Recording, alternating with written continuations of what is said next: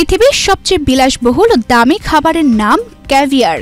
এই ক্যাভিয়ারের স্বাদ সম্পূর্ণ পেতে ব্যবহার করা হয় বিশেষ ধরনের চামচ, যা ক্যাভিয়ার স্পুন বা মাদার অব পার্ল স্পুন নামে পরিচিত। ঝিনুক থেকে এই বিশেষ চামচ তৈরি করে চমক সৃষ্টি করেছেন ঝিনাইদহের কোটচাঁদপুর উপজেলার শিবনগর গ্রামের উদ্যোক্তা doctor Nazrul Islam. PhD ডিগ্রিধারী Japan প্রবাসী এই উদ্যোক্তা ঝিনুক কেটে বিশেষ এক প্রক্রিয়ার মাধ্যমে তৈরি করেছেন এই চামচ। নজরুল ইসলাম 2022 সালে জাপান থেকে ফিরে এসে নিজ গ্রামে গড়ে তোলেন রায়ান জৈব কৃষি খামার। 10 বিঘা জমির উপর এই কৃষি খামারে মাছের পাশাপাশি কৃত্রিম পদ্ধতিতে করছেন মুক্তা চাষ।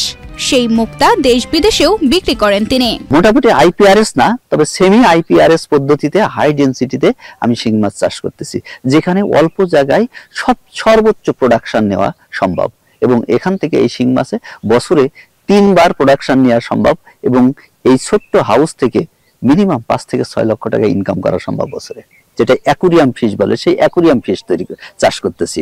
তো এখানে আমার একই সাথে 3 শ্রেণীর মাছ চাষ হচ্ছে, সাথে ঝিনুকে মুক্তা চাষ হচ্ছে, অর্থাৎ পানির সর্বোচ্চ বৃদ্ধি, পানির সর্বোচ্চ ব্যবহার হচ্ছে।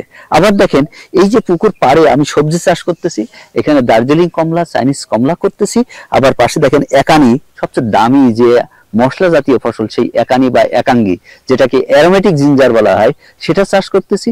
আনারস চাষ করতেছি, সেম এগুলো করতেছি। আবার অপোজিট সাইডে আমি ভিয়েতনামিজ নারিকেল করতেছি, ওডিসি 3 সজিনা করতেছি এবং চায়না 3 যে লেবু, যেটা সিডলেস লেবু, সেটাও কিন্তু আমি চাষ করতেছি। এবার মুক্তা আহরণের পর ঝিনুকের পরিত্যক্ত যে খোলস থাকে তা দিয়ে ক্যাভিয়ার পরিবেশনের সেই বিশেষ চামচ তৈরি করেছেন উদ্যোক্তা ডক্টর নজরুল ইসলাম। প্রাকৃতিক উপাদান হওয়ায় এই চামচ স্বাস্থ্যসম্মত ও নিরাপদ।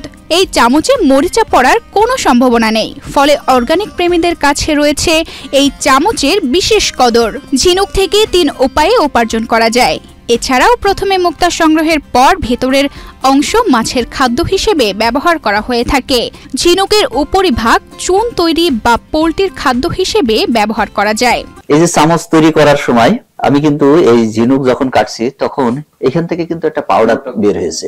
এই যে এখানে যে পাউডারটা বের হয়েছে, এটা কিন্তু 100% ক্যালসিয়াম কার্বনেট। এই ক্যালসিয়াম কার্বনেট থেকে এটা বিউটি পার্লারে কিন্তু এটা ফেসিয়াল বা এটা ময়েশ্চারাইজার বা ক্লিনজার হিসেবে কিন্তু এটা ব্যবহার হচ্ছে। আবার এই সেম পাউডার দিয়ে আমরা কিন্তু চুন তৈরি করতেছি, যেটা আমরা মাছের পুকুরে ব্যবহার করতেছি চুনের বিকল্প হিসেবে।